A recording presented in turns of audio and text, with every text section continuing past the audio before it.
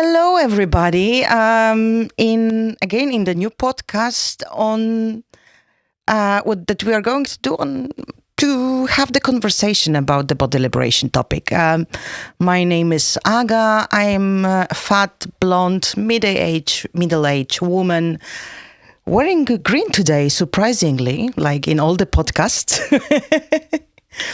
And today I'm here with Ula to talk a bit more about the community and importance of the community. Ula, can you present yourself? All right, sure. My name is Ula, and I'm a fat activist from Poland. I blog about body, about fatness, being plus size since 2016, so quite a while. I'm also a co-author of the podcast Wingardium Grubiosa, which is first Polish podcast on fat liberation, and also co-author of the book Grubancypacja, which is the book that was published just in February 2025. Yeah, fat emancipation, no? We can translate it like this. Fat emancipation, that is the right translation. So that's what I do. Okay, thank you very much. And what we are doing here with the body liberation, we are doing the project on micro-learning for body liberation, and this podcast, it's one of our small, tiny pieces of information that we would like to give the public, and especially youth workers. And talking about the youth workers, this is already the community. But what I've heard is that I think that you don't really have the community of the fat activism in Poland, or do you? No, we don't really have the community. And actually, the situation in Poland, I believe, is not that different from fat communities around the world. Because when we talk about fat people, one important thing to know is that fat people have difficulty of building communities around fatness. Seriously? Yes, Why? Yes, because there is from the research standpoint, it's because to build a community, to build these connections, when you have like one common denominator, you have to like have the same attitude towards this identity. And we know that we as fat people as well have a lot of internalized fatphobia. So if I, as a fat person, have a lot of internalized fatphobia, this means that my view on fatness doesn't really differ from other people. So it's hard for fat people to recognize this internalized fatphobia, battle against it, and then find other people who think the same. So it's only very small number of people in Poland who do that so far. But I hope with projects like Body Liberation Network, this will change. I mean, like with the projects with body liberation, but also like your book authors meeting. I mean, yesterday we were having here in Poznań the meeting with both of you for the public. I mean, maybe the audience was not that huge, but I would say it was the very beginning of the community building. Yes, absolutely. And this is something that makes me so happy, because it was one of our primary concerns when we were together with Natalia, when we were thinking about how these author meetings will look like. We were afraid that fat people won't show up. Because we know that we often resign from participating in public events because we are not sure if we are welcome, not sure if the space will be, adjusted so we can sit comfortably. We don't really want, very often we don't really want to be like put on the spot and we resign from things. So this is super important, and it makes my heart sing that we actually get fat people to come to our author meeting. We get to hear their stories, which is amazing. I'm having goosebumps right now talking about it, because it's really I feel it's just like you said, it's like the beginning of a community, and I could see that people were so interested when you were talking about. I'm getting emotional also right now. It's amazing, but we don't get the chance to like experience this closeness of other fat people's thinking about fatness and maybe reconsidering what diet culture has taught us. It does. We don't. It's a treat. We don't get it that often. So it was a big moment for me, and really to see people like reacting to what you were saying, that we can connect, we can have communities, we can do many stuff together. There's a lot of space for improvement when it comes to anti-discriminatory work in terms of fatness. So seeing people invested and animated to do things, it was amazing for me. It's also on some level, those meetings are like a moment of realization for me, because we usually that you are famous already in Poland. I don't really consider this fame, but when we are recording podcast, it's like we talk like we are talking right now. So and then you meet people who say, wow, like your podcast has touched me in so many ways. This is so important to me. And it's not only fat people, it's also thin people who want to be better allies. And then there's this realization comes that, wow, there are really people listening to us, and it's really important for them, just as it is important for us. And it's amazing, really. Oh my God, I have so many questions right now in my head, but first of all, I would like to clarify, can not fat people be fat? I don't know if you understand this question. Not really. Fat in what terms? Yeah, that's the point. I'm asking this question because there were people yesterday as well who were telling us that they were feeling fat as a feeling. Mm-hmm. But I mean, I was looking at them, I would never call them fat, to be honest. All right, so I believe that every movement needs allies. It's very important to have people who believe in your cause, even if it's not about them directly. And I'm a huge fan of advocating. I'm also like allied to many causes, and I'm really invested in trans rights and stuff like that. That things that don't really apply to me personally, but I'm also a huge fan of remembering what perspective do we come from. So if you are not a fat person and you want to be an ally, it's good that you know that you don't have the same experience, because for me it's very, very important and I would say even crucial maybe to the big part of my work is making fat people's experiences visible. And it's really important to distinguish between, oh, I'm feeling fat, said as, oh, I'm not feeling okay with myself today, and between real life experiences, microaggressions, all the ways that the world discriminates against us. So there is a difference. So I think that there is a place for people, space for people who are not fat. But I think that the first row is for the people who are fat, who have this lived experience, and who need maybe more time to open up and tell their stories. Oh yes, definitely. I totally agree with you, and thank you for this comment. I would like to move to the topic of the allies a bit after. But, and coming back to what you have said before, fat people don't often come to the event because they are not sure if the space will be accessible. And I've seen some videos that you was actually doing before your meetings to make fat people feel more comfortable. Can you tell about what kind of practices you were using about this practice? We created these videos for 2 spaces for our the premiere events, and we wanted to show people how to move around the space, where are the accessible bathrooms, how does the entrance look like, if there is a step or if there is an elevator. We were also very particular about the seating arrangement, so we paid extra attention. Very important. Very important. And of course, I said of course, but it's unfortunately, of course, not everywhere these kind of comfy furniture are available. So we ended up having to rent them for the event.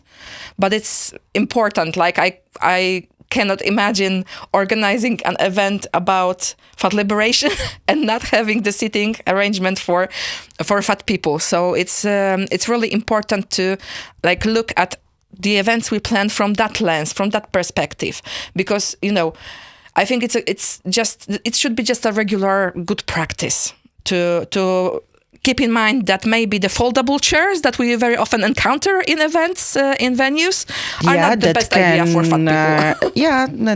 The chairs, I think the foldable are up to 100 kilo probably, and not accessible at all. No, and they are not comfy. And if you have an event that lasts like an hour on an hour and a half, it's really not that convenient and comfortable to sit in one of these chairs. So that's what we wanted to do, was like to make people sure that they are welcome, that they are invited, that there will be space for them to sit, and that we are waiting for them. And it's also that this is from the fat perspective, but also from if you are a person who like gets anxious if you have to go to a new place and you don't know where to enter, where to go, where is the particular area where this meeting takes place. So having this shown to you alleviates this anxiety a little bit. I like to know where is the entrance, how do I get there, what should I expect from this event. Makes a lot of sense, and this actually reminds me one quote from the book Cultures of Belonging, that the author was saying in terms of the design of the space. So basically, if we are checking if the space is accessible for fat people or no, is did the fat people simply were taken into consideration while designing it? Yeah, and we know that it doesn't happen that often. Very rarely. But at least, as well, having this kind of conversation, maybe there are some architects or interior designs who are listening to us. And absolutely. I think it's, the discussion about the hostile architecture is a whole another conversation, of course, but it is happening. We are having these talks about what could we do to make the spaces more welcoming to everyone, right? So there is this talk going on. I know we had people from designer backgrounds reaching us after these videos and saying, "Wow, I never even thought about it before. So thank you for adding this lens to my toolkit." So talking about it, educating people is important. Okay, and coming back to Wingardium Grubiosa, your podcast, did you manage to create the community around it as well, or not really? Unfortunately not. I mean, in terms of community perceived as a group of people that have like these connections going in many directions, unfortunately not. I think that social media platforms aren't really built for this. They are built for vanity, they are built for likes, and they are not places to... it's really hard to nurture connections on social media, from my perspective. So I would say that there is like a group of people who regularly listen to us, but I don't think if they have connection to each other. And community, to me, is about these connections. So I'm kind of skeptical of influencers calling their audiences communities, because as long as people don't really know each other, it's not a community in my head. Yeah, but we actually got connected as well through social media. Yeah, that is true. So I'm not saying that social media is all wrong, but it could be a lot better. What I'm saying, right? So I don't know if you see it in Spain, but for example, in Poland, we see the reach in other online places where people meet. We see the surge in. People are going to Slack. They are going to forums, old school forum, to talk to, build these connections. So it's on the rise in Poland. So I can see that there is this need for people to have these relations with each other. So maybe this will improve. Maybe this will be also a sign to the owners of social media platforms that we are there not only for watching ads all the time. We are there for the people. Yeah, with Body Liberation Network, we are actually right now analyzing how to create the community, because we would like to create the community, especially of youth workers around Europe who are working with young people, to support them and help them to tackle as well the topic of body liberation, about body shape and size discrimination and aesthetic violence in general, to their work. And recently we were discussing a lot about Discord, that it could be good.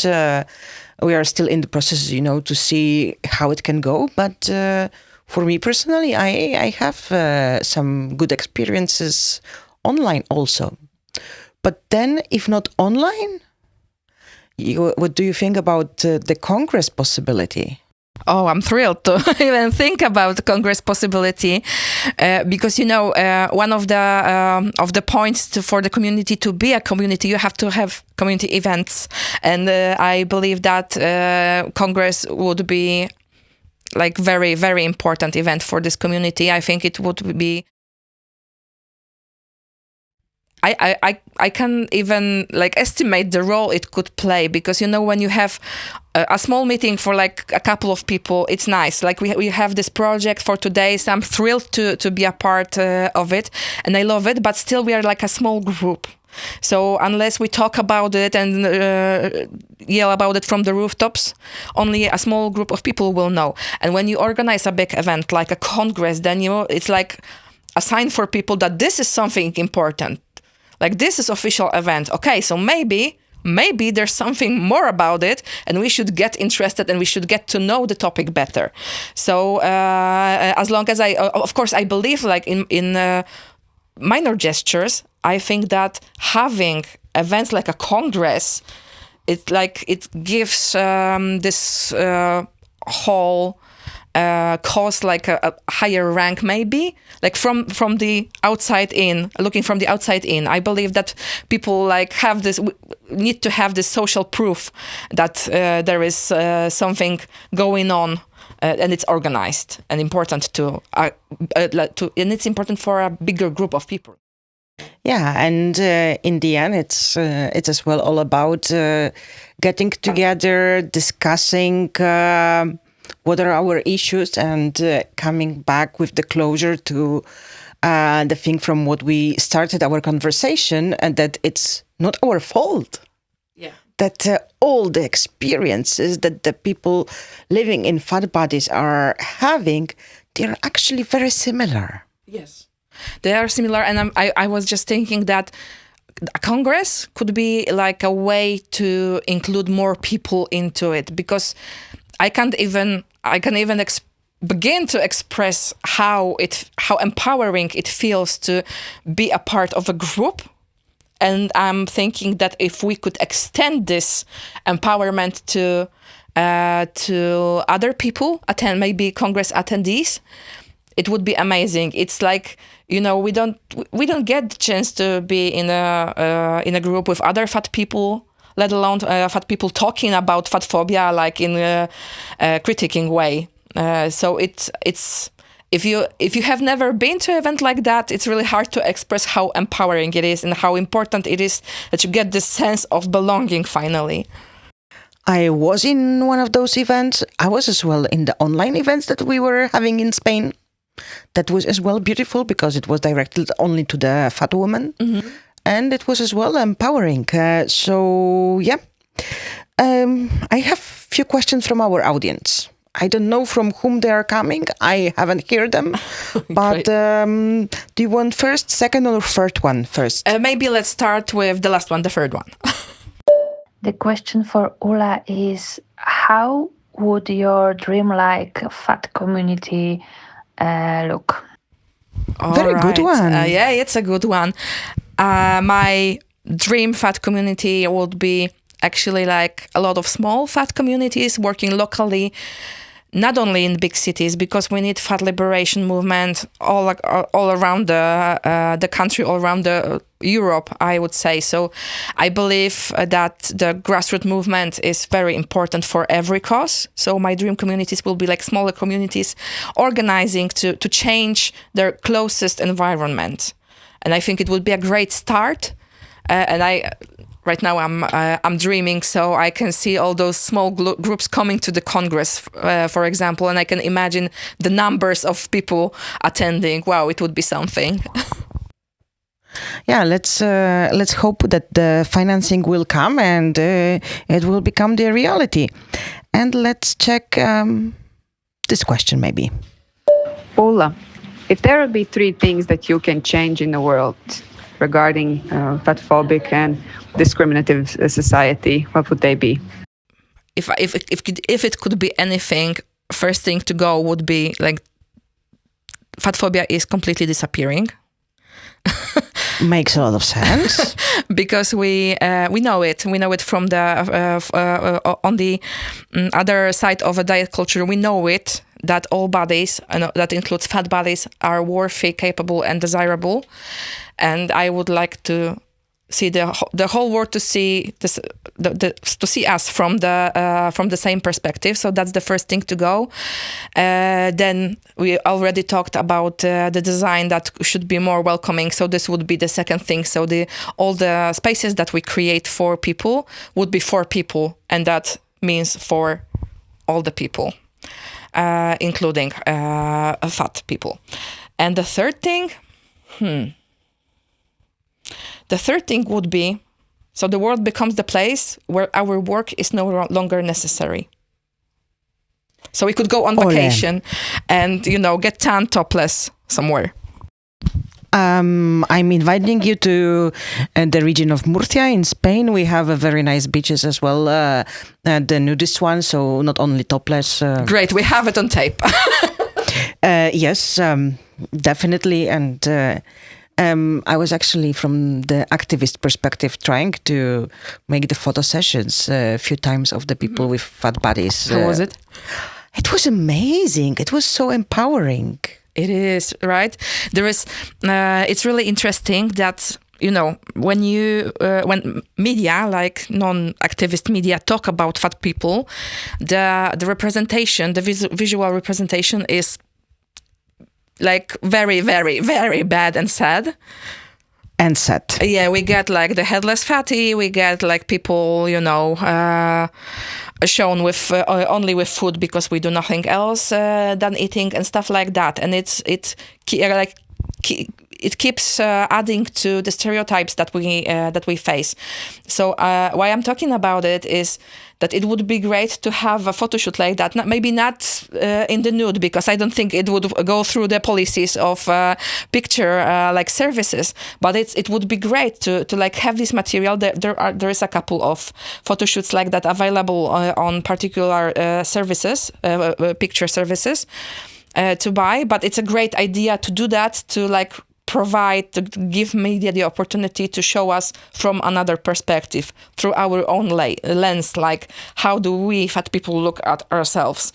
So I'm a fan of activities like that, because how else you will convince media that they don't have to illustrate the article about, let's say, our book without using the picture of a headless fatty.